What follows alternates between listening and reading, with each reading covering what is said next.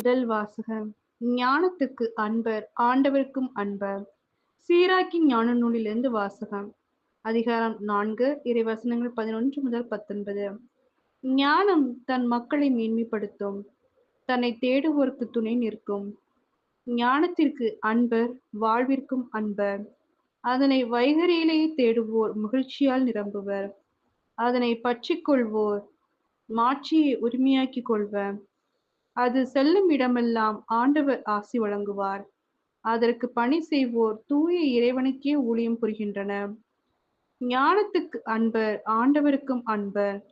ஞானத்துக்கு பணிவோர் மக்களினங்களுக்கு தீர்ப்பு வழங்குவர். அதற்கு செவிசாய்ப்போர் பாதுகாப்பாய் வாழ்வர். ஞானத்தை நம்புவோர் அதனை உரிமையாக்கிக் கொள்வர். அவர்களுடைய வழிமரபினரும் அதனை உடைமையாக்கிக் கொள்வர். முதலில் அவர்களை அது கோணல் வழியில் அழைத்துச் செல்லும். அவர்களுக்கு அச்ச நடுக்கத்தை வருவிக்கும். தனக்கு அவர்கள் மீது நம்பிக்கை ஏற்படும் வரை அவர்களை அது கண்டிக்கும், வதைக்கும்.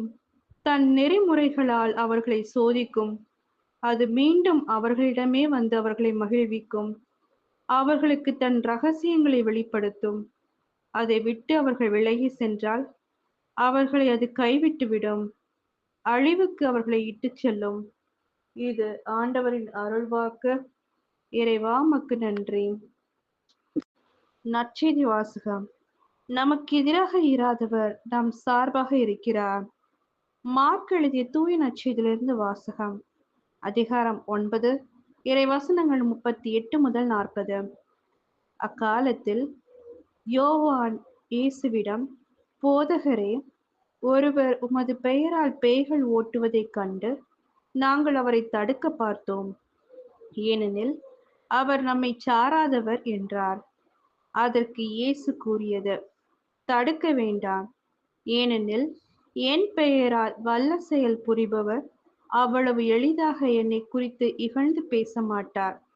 ஏனெனில் நமக்கு எதிராக இராதவர் நம் சார்பாக இருக்கிறார். இது கிறிஸ்துவின் நற்செய்தி. கிறிஸ்துவே உமக்கு புகழ்.